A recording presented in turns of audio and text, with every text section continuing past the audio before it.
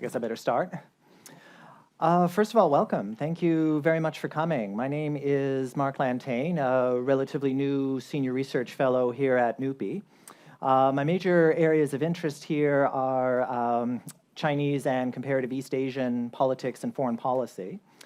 More recently, I've been looking into a newly set up research center within NUPI itself. We're looking at various aspects of Asian politics, foreign policy, political economy, and various related areas. So there is going to be a series of speakers that we're going to be putting together over the coming year. So if you are interested in comparative Asia politics, this is definitely something to keep an eye on.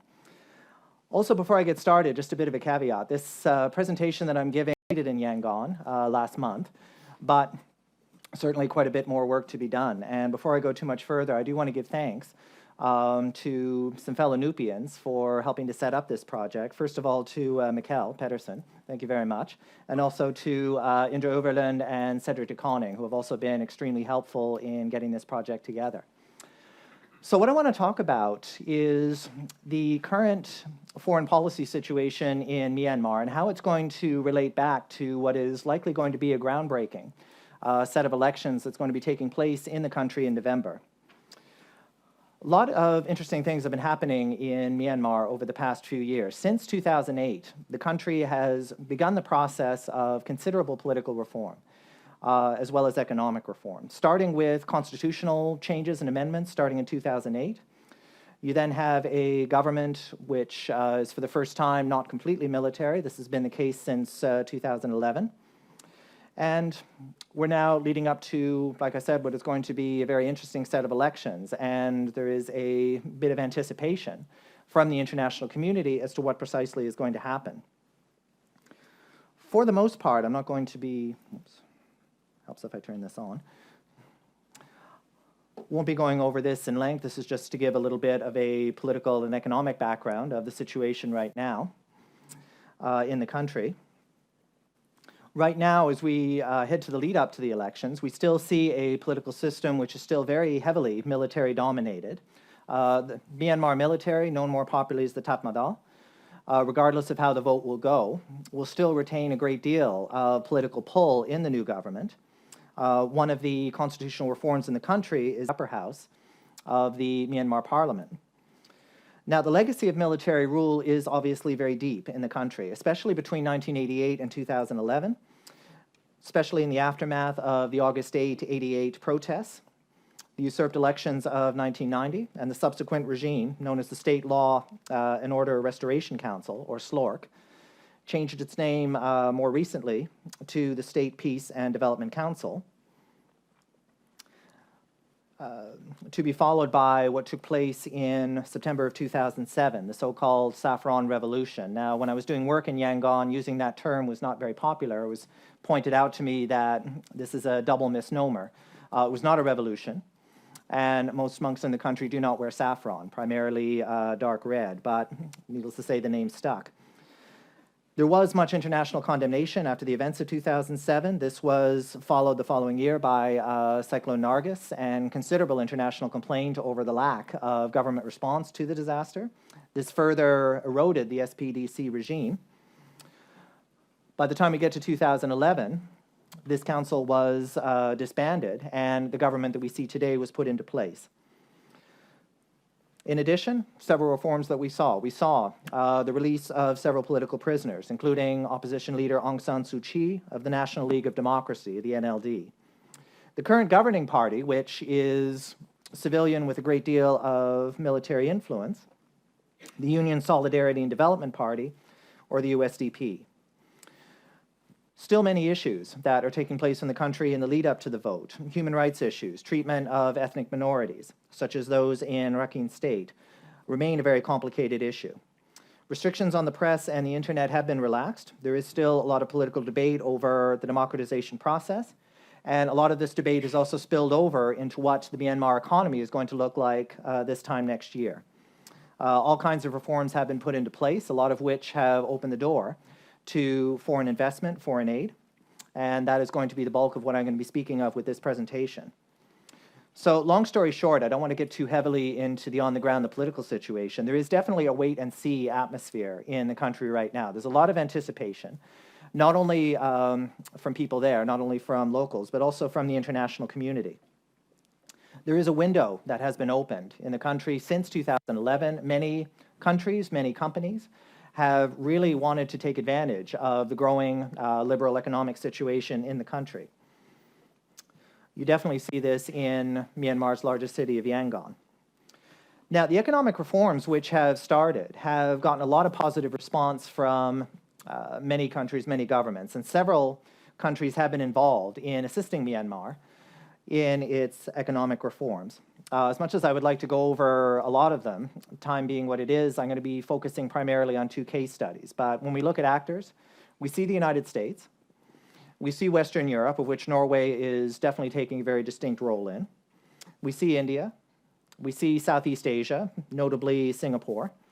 All of these countries, all of these economies have really started to put a lot of focus on Myanmar in order to assist the state in its economic and hopefully its political reforms. However, 2 case studies which I think very well illustrate the whole the complicated diplomatic relations between China and Japan over the past few years. There has been a tendency in the international press, some international studies, which suggest that one area of China-Japan rivalry is starting to spill over into aid competition, economic assistance competition. We are starting to see that, for example, in some parts of sub-Saharan Africa. We've seen that a bit in the South Pacific. And so conventional wisdom has suggested that with both Japan and China starting to accelerate their aid and economic assistance programs to Myanmar, that competition is developing there as well. The argument that I'd like to put forward is that that idea is not really standing up well to reality. That if you look at the case of Japan and China, their economic relationship with Myanmar over the past few years, what we're seeing instead is different types of economic models at play, different approaches at play. Yes, there is some overlap, but the idea of competition or a zero-sum game, when you look at how the 2 countries have approached Myanmar, really does not stand up to the facts. To start with China, it's been conventional wisdom, especially over the past decade, that the China-Myanmar relationship has always been strong. There has been very little in the way of variation in the political or the economic relationship between the 2. And that is not really the case. Certainly, for a very long time, the 2 states, the 2 governments have had a very close relationship. But that said, there have been some very significant economic and political differences if you look at the relationship over the past few decades. Like, Burma was one of the first countries to recognize the People's Republic. This was in 1950. The first non-communist country to do so. And after 1950, this was the start of the era known as Pokpa, the very, very close, almost brotherly relationship between the 2 sides, based on mutual ideas of peaceful coexistence. That said, politically, there have been some issues. Case in point, 1967, there were protests in Burma as sympathy to the Cultural Revolution going on across the border in China. That caused a lot of political strains. At the same time, Beijing was offering open support to a major opposition group within Burma, specifically the Communist Party of Burma, the CPB. This also caused quite a few ideological rifts between Beijing and Rangoon. This support from Beijing was cut under Deng Xiaoping in the early 1980s, so that political obstacle was removed. Relations again improved throughout that decade. And you saw a deepening in the 80s of the diplomatic relationship. After 1988, things got more complicated. This was a time of intense the development of the military junta in Myanmar, a period of the start of international condemnation of Burmese politics. China was one of the few major countries, to continue maintaining a relationship with the Burmese government, at the same time as the United States and Europe were spearheading international isolation, including very extensive sanctions.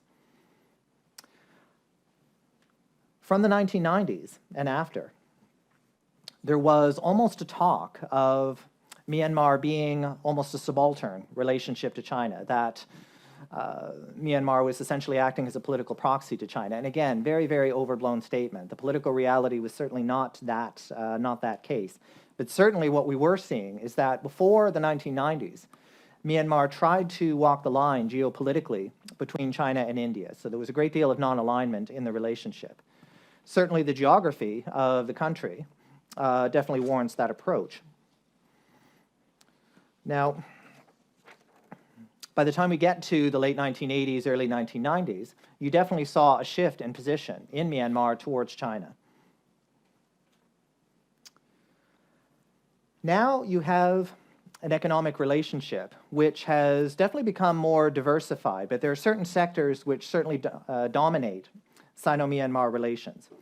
Energy cooperation has been a long-standing area of interest. That's usually the first thing that people look at when you look at this particular bilateral relationship. After Myanmar ties with the West were cut even more severely, this was especially the case under the George W. Bush administration. Myanmar was identified as, I'm quoting here, an outpost of tyranny. The sanctions were intensified, and it became very difficult for Myanmar to have any kind of direct contact with the West. That said, China was very much in a position to help Myanmar develop various energy projects, many of which are still very much in place today. Oil and gas development is underway. In January of this year, the Madey Island oil pipeline formally began operations, heavily supported by China. Beijing has also been very interested in engaging Myanmar as a method of developing alternative energy routes. A lot of China's oil and gas, about 80%, has to pass through the Malacca Straits. If it comes in from Africa, if it comes in from the Middle East, it has to go through that particular waterway. And that has been seen as a source of strategic concern for Beijing. So Beijing has been looking to diversify its energy partners and its energy routes, everything from pipelines in Central Asia to Russia, to potentially engaging Myanmar as an alternative route for oil and gas. Things have not gone completely smoothly, however. The Myitsone hydroelectric dam project. This is a project in the north designed to provide hydropower both to Myanmar and to China. This project is worth approximately 3.6 billion American. But the project has been in abeyance since August of 2013. The Myanmar government started to express concerns about the environmental impact of the dam project, the concern that the benefits of the project would not be equal between the two sides, and so the project is on hold. The Chinese government has expressed hopes that this can be worked out, that the project can continue. Premier Li Keqiang in June of last year made an open statement saying we very much anticipate that this project will be able to go forward. That said, though, in light of the current political conditions, we don't know what the election is going to look like. It's difficult to tell when this particular project will come back. Just as a side note, one other trade issue which caused a bit of a problem between the two sides recently was actually over rice. Myanmar is a very significant rice producer, has the potential to become one of the biggest in the region, and yet in 2014, trade of rice to China was suspended due to health concerns.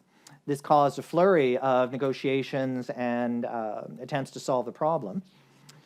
But what was funny was even though this ban was underway, even though China had banned Myanmar rice, rice was still getting over the border to the point where it was estimated that last year about 1 million tons actually made it over the border despite the ban. So the ban has been officially lifted as of January of this year. Now there's the question of how much rice will actually make it into the Chinese market. But again, it kind of illustrates that the whole idea of completely smooth economic ties between the two sides has not always been the case. In the area of aid, China is certainly a major player. China has upped its aid to Myanmar over the past few years. There have been a lot of bilateral consultation on many, many areas. Industrial development, education, corporate social responsibility, and environmental protection have all formed part of bilateral dialogue. A lot of Chinese aid, however, has been in the form of infrastructure, various buildings, roadways, communication. There's also been a great deal of emphasis on ports and various other types of larger infrastructure projects. Now, though, in addition to the politics and the economics, the other big issue which obviously causes a lot of debate between the two sides is the border. This border is 2,200 kilometers. It is very, very difficult to patrol. It is very, very difficult to secure. We're talking about a heavily forested region, one which is very, very difficult to access. And this has caused a lot of security headaches from the time when the two countries first recognized each other. The border region had been potentially politically charged. The border itself was only demarcated in 1960, so before that there was a lot of ambiguity. Worse, there was also a great deal of security instability. Back when, for example, the Chinese military was fighting against the last vestiges of the nationalist armed forces, the KMT, there were a lot of cross-border disputes, a lot of cross-border violence, I should say. A lot of it did have a tendency of spilling over into Burma proper. For example, in late 1955, there were clashes between Chinese forces and nationalist irregulars spilled over into Burma. Both sides had to very quickly kind of reinforce the border and assure each other that this was not going to be a trend. Today, we don't see that particular issue, but the problem with the border now is that it is still very porous. It is a security problem that has also been matched by a great deal of instability in some of the ethnic minority areas. Fighting, again, has often spilled over, either directly or indirectly, into China. Things came to a bit of a zenith in 2009, the Kokang incident, when about 10,000 refugees spilled over into the Chinese border to escape fighting. This caused a major diplomatic rift, as you might imagine. And again, it caused China to express concerns about the security of the border area. More recently, in April of this year, 4 Chinese nationals were killed in a accidental bombing by the Myanmar Armed Forces. They were chasing members of a splinter group, the Myanmar National Democratic Alliance Army. China requested an apology for the death of the 4 nationals. They did get it, but since that time, there's also been an increased call to secure the border, which still remains probably the biggest diplomatic headache between the two sides. So now, as I said at the beginning, the number of economic partners that Myanmar has is starting to grow. That has led to the perception that China is, quote-unquote, losing ground in the region, that is losing diplomatic ground, that is no longer going to have the same strong economic relationship with Myanmar that it used to. The numbers don't really bear that up, though. Just looking at the trade numbers, you definitely see kind of a differing setup. Trade, for example, between China and Myanmar, 2013, was about 4.9 billion American. That has jumped as of last year to 7.2 billion, one of the strongest trajectories if you look at Myanmar's trade partners right now. Beijing still remains in a very, very strong position to be a major economic player in Myanmar, regardless of how the election goes next year. A lot of it is due to geography. A lot of it is due to, obviously, a very strong economic history between the two sides, which is not going away anytime soon. It's also been argued that to have more potential partners for Myanmar might actually be a good thing for China, because one concern, and that spilled over into the Myitsone Dam controversy, was that China was developing too strong an influence over key areas of the Myanmar economy. Now that Myanmar is starting to engage more potential partners, this concern may actually be lessened. So China will still have to potentially compete with other donors and other economic partners. But China is still very much in an advantageous position in several sectors, especially in the area of energy and, I would add, infrastructure. Politically, what we are likely going to see is a bit more of a return to non-alignment, that we may see a bit more of a hedging strategy. Myanmar is now in a position to sort of balance between India, the West, various Asian states, China. But that said, the whole idea of China losing ground diplomatically is not really borne out by the facts. One other last point about China, just over the past few months, there's been a great deal of discussion about 2 major foreign policy projects which China has undertaken. The first are the Silk Road projects, otherwise known as the One Belt and One Road. For that to work, if you look at the maps, if you look at the diplomacy that has taken place over the past few months, Myanmar will be a major part of that process. And there's already been a great deal of support from the current Myanmar government for that project in anticipation of greater economic engagement. Myanmar is also a founding member of the Asian Infrastructure Investment Bank. And there is quite a bit of debate and quite a bit of anticipation to see how Myanmar might benefit from that partnership. Certainly China is very interested in continuing assisting Myanmar to develop key infrastructure. And so it is very likely that Myanmar may be an early beneficiary of this particular scheme. Already we have seen, just to go back to this, high-level visits. Senior party member of the ruling Union Solidarity Party, Wu Shui-mian, met very recently with Xi Jinping to discuss Myanmar's potential role, including in the AIB and in the Silk Road projects. So how to compare that with Japan? Japan's history with Myanmar has also been very complex ever since the end of the Second World War. After the war, Japan's relationship with Myanmar became very heavily dominated by aid and economic assistance, to the point where between 1955 and 1988, the total aid to the country was estimated at about 2.2 billion. So Japan was far and away, up until 1988, the largest aid donor, as well as a very important economic power for the Burmese government at the time. That said, I should add that the Burmese government also saw Japan as a major partner as part of what was called back then a Look East policy. That changed very abruptly, however, when we had the military putsch in 1988. It caused significant effects on the Japanese economic relationship for a few reasons. First of all, Japan had very often viewed Myanmar as an important economic partner, potentially as a partner for key economic sectors. For example, many Japanese textile factories moved to Myanmar. At this point, the country did not have a very stable electrical grid, so therefore things like textiles were not as dependent on the power supply, so that was a plus. But after the coup, after the SLORC government was created in '88, you had some problems. First, under Japanese law, any kind of change in government of that magnitude requires Japan to re-recognize a country, and that caused about almost a year's worth of red tape and political delay.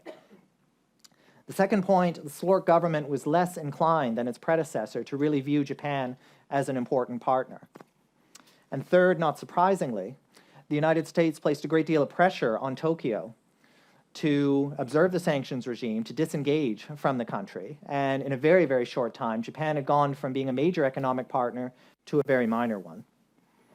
Today, there are still some lingering political and diplomatic issues. During the 2007 protests in Yangon, for example, a Japanese journalist was killed. The Japanese government has requested an apology. This has not yet been forthcoming from the Myanmar government. Japanese trade with Myanmar remains considerably smaller than China's, but it has been rising, albeit at a much slower rate. 2013, the amount was estimated about 1.5 billion. That has risen to 1.7 billion as of last year. However, once you start looking at aid and economic assistance projects, you get a very, very interesting picture. The first was in May of 2013. He agreed to write off about 2 billion American in remaining Myanmar debt to Japan, announced a myriad of new aid initiatives. His second trip was even more ambitious. In November of last year, new overseas development assistance was announced, new loans were announced, and improvements were promised to the Yangon power grid, as well as to the port facilities at Thilawa. Moving beyond the largest city, you also have new development projects announced in the areas of improving communications in the new capital of Naypyidaw, all kinds of road construction equipment in the north, as well as weather monitoring systems, a legacy of Cyclone Nargis. So far, Japan has undertaken a lot of its aid in Myanmar singly. There has been some discussion as to whether Japan and the United States would be able to come together to maybe coordinate on various aid projects. So far, that has not taken place, with a few exceptions. There has been intense coordination on issues including labor standards, improving labor standards in Myanmar, but we still have yet to see some very strong bilateral cooperation between the US and Japan. One area we have seen, though, is an increase in Japanese-Myanmar security cooperation. May of last year, you had a visit by General Shigeru Iwasaki of the Japanese Self-Defense Force. This was the first time a high-level Japanese military official visited Myanmar since the Second World War. So the discussion that they had was further coordination of mutual security interests, as well as increased consultation on humanitarian assistance. Walking around Yangon, you see signs of this everywhere. Japan has been very active in developing infrastructure on a variety of levels in Yangon. The Japan International Cooperation Agency, JICA, is very active in the city. It has an office there. It has been active in projects relating to waterworks, hospital upgrades, bridge construction, and providing technical assistance with the Yangon port facilities. A lot of Japanese firms have also reintegrated into the country. A very cursory look, you see increased investment, increased projects by Sony, Mitsubishi, Suzuki. They recently got the green light to build a second car factory in Myanmar.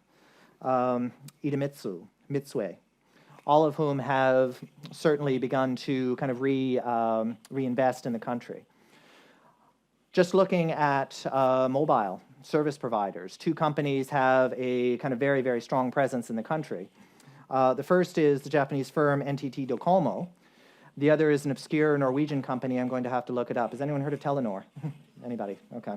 I'll look it up later. Both companies have been very active in telecommunications since 2012.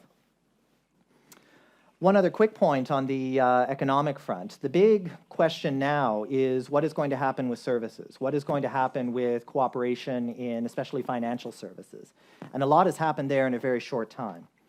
Last month, the Myanmar government decided to end a 50-year ban on foreign banks operating in the country and announced that it was going to open up 9 positions for foreign banks, specifically in the area of corporate banking. Individual banking is still being worked out, and there's a great deal of anticipation for that. Of the 9, 3 of the banks that were chosen were from Japan, specifically the Bank of Tokyo, Mitsubishi UFJ, Mizuho Bank, and Sumitomo Mitsui. A Chinese bank was also chosen, the Industrial and Commercial Bank of China, the ICBC. Other banks that were chosen were from Singapore, Australia, and other parts of Southeast Asia, including Malaysia and Thailand. There's a lot of anticipation, both in China and Japan, when you look at their Myanmar policy, that the area of financial services is very likely to grow. Now there's the talk about, in addition to personal banking, insurance, which could be another major area for Chinese and Japanese investment. At present, both sides are definitely taking differing approaches, though. Like, for example, there are no plans on the books yet for any kind of energy cooperation projects in the country from Japan, at least not yet. Excuse me. So to conclude, there is definitely an atmosphere of anticipation in the country right now. There's a lot of question over, okay, we're seeing the start of what could be a very, very strong deepening of economic cooperation from a variety of different areas involving Myanmar. What will happen after the election? Very, very difficult to predict right now. A lot has happened just over the past few months. First of all, there is the concern over whether the NLD, headed by Aung San Suu Kyi, will actually contest the election. One constitutional amendment which was put in, which appears to be very strangely targeted, was the fact that a person cannot take the post of president if they have foreign offspring. This unfortunately would rule out Aung San Suu Kyi, and there is a concern that if that is not attended to, that the NLD might boycott, in which case the election will get considerably more complicated. What will be the role of the military? What will be the role of various other political parties? As of the end of last month, 71 political parties of various shapes and sizes have registered themselves. So it's going to be a very interesting process. China and Japan are both in primary positions to play a role in the post-November political system, as well as the post-November economy. What is the question is, to what degree are we still going to see stability in Myanmar? It's very nice to talk about all of the economic opportunities in Yangon in the south. You go further north and you still see a lot of very significant developmental and security problems. So are we going to be seeing kind of a two-tier process in the country if these very strong issues are not attended to? So contrary to the perception that there is a zero-sum game being played out by Beijing and Tokyo, we are not seeing that. We are seeing two different models, in some cases two different approaches, but both countries are in a very, very strong position to maintain very significant economic ties and partnerships. So I'll leave you with one particular saying, which came out quite a bit during my interviews. The United States and Japan are boulders which can be moved. China is a boulder which cannot be moved. Thank you very much.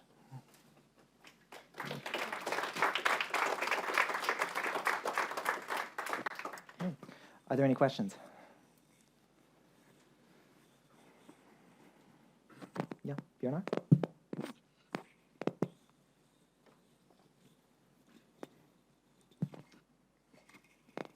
Yeah. Do I present myself or why not? Oh, sure. Björnar from the Norwegian Institute of Foreign Affairs. Thanks for this presentation. It is a very interesting region to follow indeed. I recall my old Chinese professor would complain that while the United States had allies too many to count, China essentially had only three. Those were North Korea, Pakistan, and Myanmar. And those were all three really lousy allies. Of course, he might have overstated, as you say, that to the degree that Myanmar was an ally at all, and even more so now. I would be interested to hear a bit more about, now that Myanmar is seeking both economic and political diversification away from China, to a larger extent than it did only a few years ago. To what extent do you think that will have an impact on the regional political dynamic, in particular with regards to ASEAN and the ongoing disputes between Central ASEAN countries and China? Okay, thank you.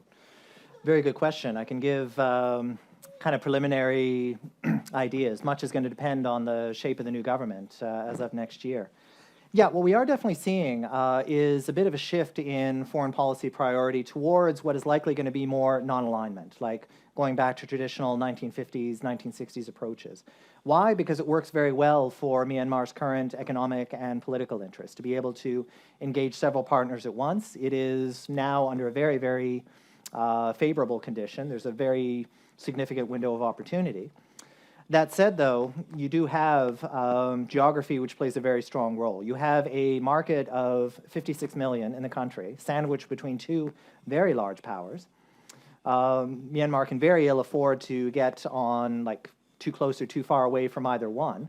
So it's very likely that while we won't see the same level of political cooperation between the two sides, or at least it'll become more diverse, economically, based on trade numbers, based on potential new projects that are appearing, China will still, by necessity, be a major economic partner. Current issues, for example, the South China Sea, Myanmar has been less willing to engage on that topic. It has tended to view that as primarily an issue between China and the other major disputants, primarily Vietnam and the Philippines. However, as we see China start to become more active in groups such as the AIIB, such as the Silk Road Project, Myanmar will have to decide, okay, our relationship with China will have to diversify, it will have to become more mature, and we have to work out, okay, beyond areas such as energy and infrastructure, what other areas of the economic partnership would be good for both sides. And then, you know, issues such as the Myanmar Dam project, I don't see when and how that is going to start up again, so there are still going to be some differences that are going to need to be worked out soon. Any questions? Okay. Yeah. Hi, I'm Despina Gleitzman from Master Student at SUM. I was just wondering, considering energy projects, maybe hydro, for example, and infrastructure, a lot of these infrastructure projects are actually in ethnic minority areas. So, and they have been quite vocal about their opposition against them. How do you see that playing out in the whole discussions maybe in the future now? Yeah, thank you. It is a complicated question. China has really tried to avoid making direct comment on the security situation in the north. including ethnic minority policy. That said, though, it's been very difficult for China to stay out of it because of the fact that you do have ethnic minority groups, militias operating very close to the border, that there has been spillover of various types. So China has made the argument that the best way of addressing instability in the north, the security situation in the north, is to alleviate poverty, which is China sees as a major contributor to the security problem there. Now, there is obviously a bit of debate over how this should best be undertaken. One of the reasons why the Myanmar government decided to put the Myitsone Dam project on hold was because of local opposition, worries that there would be an environmental impact, that the benefits to the north would not be as strong as what was originally advertised. So you are seeing a bit of a pattern in China's aid and assistance to really play up the idea that there is a direct line between underdevelopment, poverty, and promoting stability in the north. Because China, like pretty much all of Myanmar's neighbors, knows that regardless of how the election goes, until this is really addressed, until these problems are addressed, that you actually see a pacification of the north, Myanmar's kind of modernization is still going to be hampered. Yeah.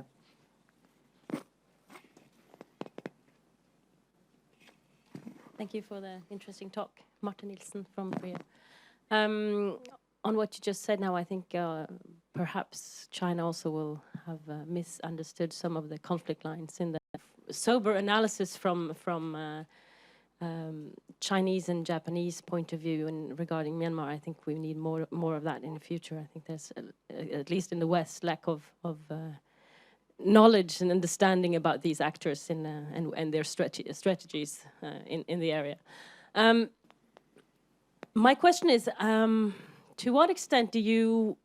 Well, I mean, it's obvious that Myanmar is of strategic importance to Beijing, but to what extent do you think that it's more of the strategic concern of Kunming and Yunnan province than actually Beijing? Is Beijing and Kunming the same in this matter?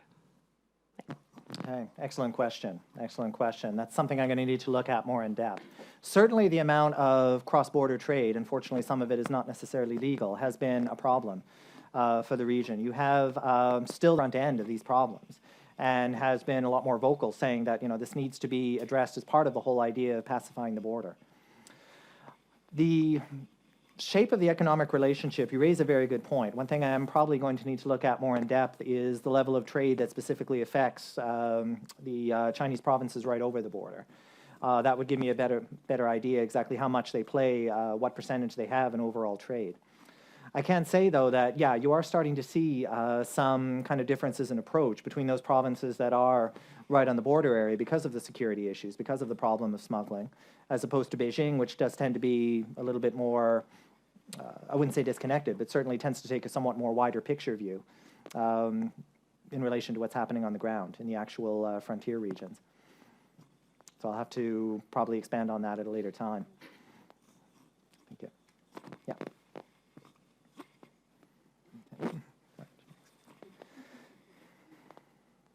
Thank you. Kristin Dahlen Fafo. On one of the first slides that you had a number of 3% Chinese in Myanmar, right? You had the 3% Chinese. Yeah. Those are Chinese with a Chinese citizenship, or they're Chinese with a Myanmar citizenship? I guess maybe Myanmar citizenship. Yes, those are individuals who have been identified as, out on a limb here, I will have to double check that, but these are Myanmar citizens who have been identified as Chinese minority. Yes. But beyond that, I'm a little, I would need to probably look up a bit more about their legal status. Yes, because I want, my question goes to, and maybe this is beyond your project, but how Beijing relates to those of Chinese ethnic background staying in Myanmar at the moment. I know from fieldwork I've done that several of these people would like to, they're subject to a certain discrimination in Myanmar, and many of them would like to go back. The Chinese government has so far not allowed for that, but I don't know if you have any, that in addition to the unrest and instability on the border areas, and certainly when I was in China last a lot of people were very unhappy about the way the Chinese government had responded to the killing of the 4 Chinese nationals and the bombing. So I don't know, maybe from a Chinese perspective, if you could speculate or say something about the government's position to this. Yeah, it is. That's a very good question. It is a very important issue, and it is, again, something which has kind of lurked in the background of the bilateral relationship. When you saw the lead up to the Myanmar Dam's postponement or cancellation, however you want to call it, a lot of that was due to the central government starting to get very concerned about the perception, maybe not the case, but the perception that China was starting to exercise too much control, too much sovereignty over the Myanmar economy as a whole. Now, the perception alone was enough to give the Myanmar government pause, and yes, there has been a lot of concern over the treatment of Chinese nationals in the north. A lot of this gets tied back to the problem of illegal crossings of the border on both sides. A lot of it is also wrapped up in the overall idea of border security and the fact that it is sometimes very difficult for security operations in Myanmar's north to take place without these kinds of incursions, as well as the incident recently taking place. So I think that one area that the bilateral relationship is going to have to address, in addition to securing the border, is to work out the issues of minority groups in the region to both sides' satisfaction.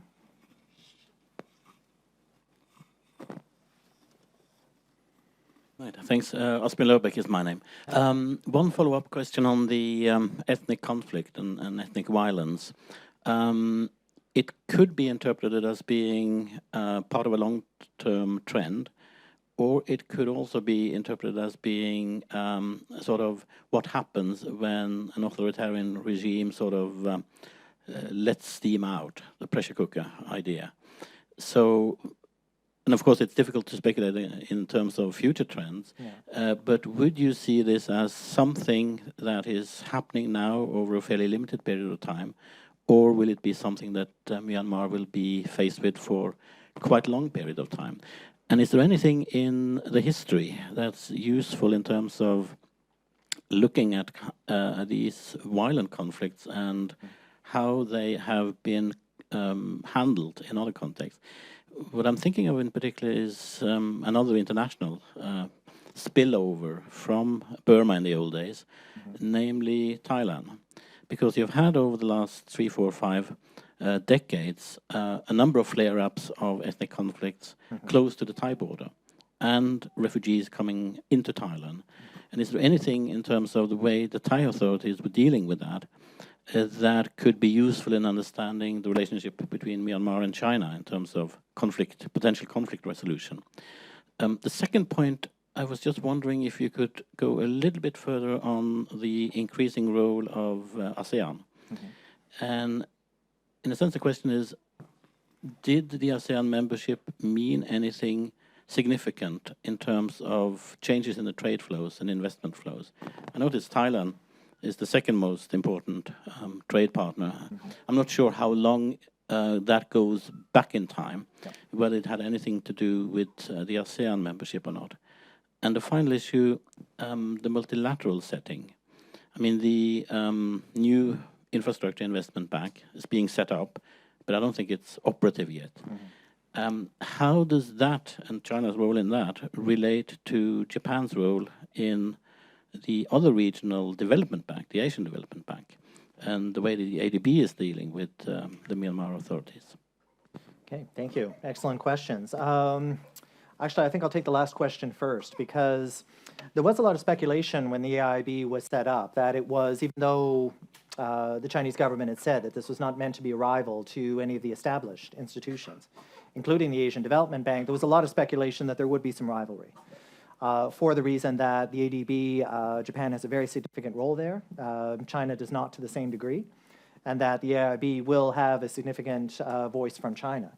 That said, though, a few days ago it was announced that there would be a partnership between the AIIB and the ADB, that they would start to coordinate on various aid and financial projects. This is all very, very preliminary, so it's unclear as of yet which particular areas there will be cooperation with. But it does seem to suggest that the AIIB is really taking steps to really prevent the impression that it is trying to kind of push aside the traditional players. So it'll be a very interesting point to keep an eye on. A lot has happened on that area in a very short time. In the question of the political role of ethnic minorities, well, looking at the state of the election coming up, like one issue which is being debated right now is the type of government that is going to be created at the end of this year. A first-past-the-post system is going to be used, which was surprising to a few because there was the idea that a proportional representation system might provide for better minority representation.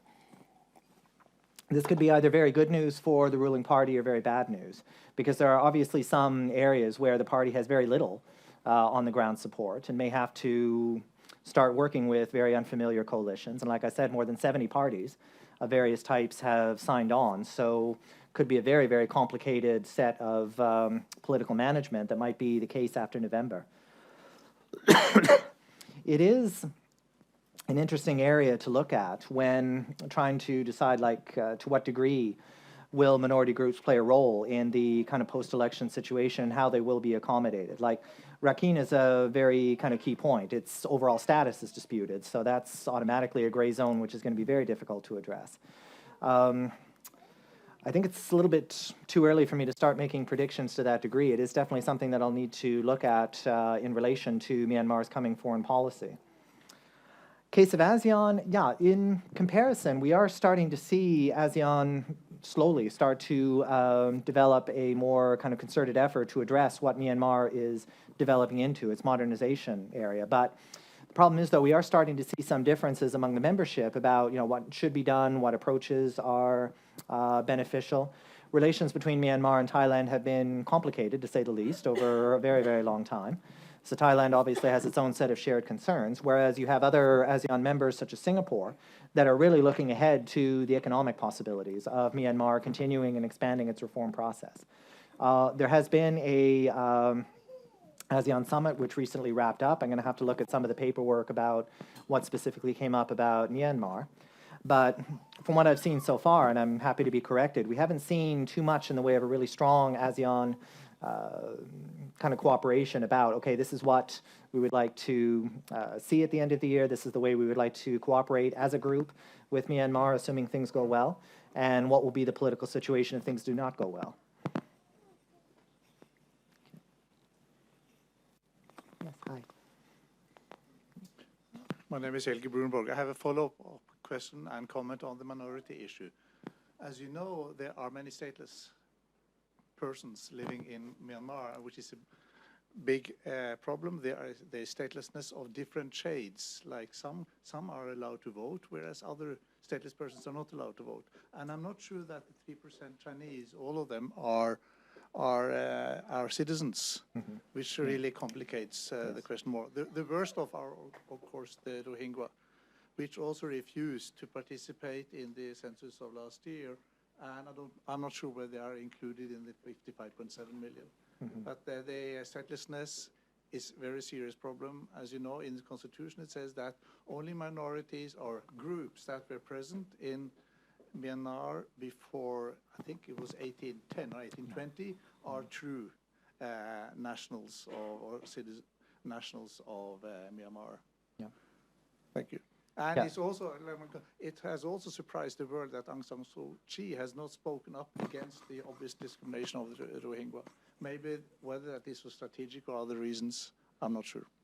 That is an excellent question. Like we saw very recently, a potential kind of first taste of what might happen should this particular issue not be addressed very well. The attempt to develop a census in Myanmar very recently did not go very well. It was marked by violence. It was marked by a great deal of controversy over whether or not various minorities, including in Rakhine, would be considered Myanmar citizens as opposed to being considered Bengali or being considered not part of Myanmar proper. And that is a huge problem, which unfortunately has not been addressed to the degree that I think it should be as we're heading into this election. Because if you do see people who are disenfranchised, who feel that, again, they are being cut off by a government that doesn't relate to them, doesn't even address their existence, this is not going to bode very well for creating security in that particular part of the country. The other point about Chinese minorities, yes, a very good question as to how many of them are actual citizens. That's a very good question. A lot of it also kind of stems back to the idea that the border is still very difficult to monitor. We don't know, and I don't think anyone knows, the degree to which you have illegal immigration coming from either side. So it goes back to the idea that it's very understandable. As I spoke to officials in the country, the border has to be a priority, and it has to be given more attention by any new government at the end of this year than what it's getting now.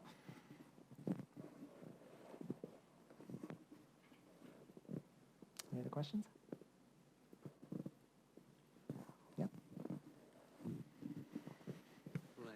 Just to follow up on the issue of the borders, because as you rightly said, there have been and still remains conflicts between Myanmar and Thailand. But there's still quite significant movement both of people and goods across that border, and that's been the case for many years. So even if border issue becomes more important, there are also established traditions of crossing those borders, both for people and goods, and I wonder whether the same is true in on the northern side of the border with China. And just quickly back to the ASEAN issue. One of the things that some of us that were observing relationships in Burma over a considerable period of time were looking for after Burma, now Myanmar, joined ASEAN, was what level of participation would the Burmese officials have in meetings in ASEAN? Yeah. Because in Vietnam, Cambodia, Laos, that changed dramatically after a few years, because they started sending just the junior people from the public sector. And then suddenly decided, this is a forum where we actually have to be represented at the highest level. And I was wondering whether anything similar has taken place in Myanmar over the last few years. And a final point, ASEAN is changing. I mean, with the integration that will come at the end of 2015, it's been delayed by a year. Yeah. There are something happening. So you would probably have visa-free travel within the 10 countries of the ASEAN, and a number of other economic integration issues that will come much more to the forefront than before. So it will be a new situation next year. Okay, thank you, good points. Yeah, in terms of movement of goods on the border between China and Myanmar, yes, customs protocols are being constantly worked out. There's been a lot of negotiations about how to streamline the process, about how to, as I said at the beginning, once Myanmar further develops its agricultural sectors, China will be a major beneficiary. Geography will dictate that quite well. But we get back to the idea that this is a long border, extremely difficult to monitor, very, like the local environment makes it extremely difficult to keep track of everything, making sure that everything that crosses the border is done so legally. And it has been a priority for the Chinese government and definitely for the Myanmar government to address this as quickly as possible. But it is going to require a lot of additional effort and funding to actually have that happen. In terms of ASEAN, yes. First of all, one area that I looked at when I was in Yangon was how kind of the foreign policy infrastructure was being rebuilt in the country. Because this is an area where Myanmar has really had to start from a very low point. Like the era of diplomatic isolation has been very long. As a result, the number of qualified personnel, the number of people who are actually able to engage ASEAN, engage other parts of Asia, we're talking about a much smaller pool than what we're assisting, as well as Norway, I should add, to help address that deficit, not only in terms of providing aid and assistance, but also providing new opportunities for education and training. So, and the Myanmar government has identified that as a priority, that in order to take our rightful place within ASEAN, in order to take our rightful place between various other Asian organizations, that is going to have to be addressed very quickly. Any questions? Okay, well, in that case, thank you very much for coming. Hopefully this was very engaging for you. This will be part of a much larger speaker series that is being developed by NUPI's Europe-Asia Research Center. More information will be available. The NEAR website will be up very shortly, so I strongly recommend that everyone get a chance to check it out. And thank you very much for coming. Have a good afternoon. Cool.